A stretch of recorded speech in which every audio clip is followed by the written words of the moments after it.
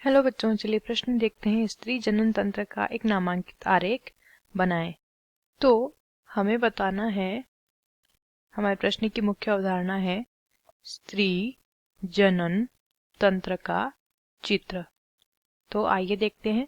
तो ये जो चित्र है ये है स्त्री के जनन तंत्र का चित्र। ठीक है, देखिए सबसे पहले ये नीचे जो मार्ग होता है इस मार्ग को योनि मार्ग या योनि कहा जाता है। ठीक है, उसके ऊपर ये वाला भाग जो होता है इसे कहा जाता है ग्रीवानाल। इसे क्या कहा जाता है? ग्रीवानाल। ग्रीवानाल से ऊपर जो भाग होती है ये यहाँ पर इसे कहा जाता है गर्भाशय ग्रीवा। इसे कहा जाता है गर्भाशय ग्रीवा। ठीक है, ये जो होती है ये गोल गोल संरचना इसे अंडाशय कहा जाता है। अंडाशय से कहा जाता है। उसके बाद यहाँ पर इस भाग को क्या बोला जाता है? कीप इसे कहा जाता है।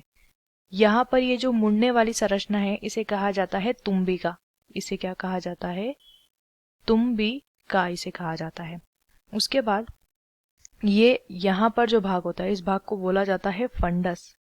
इस भाग को फंडस कहा जाता है।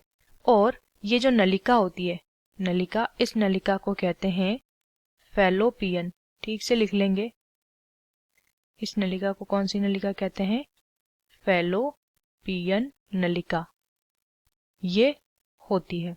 ठीक है, और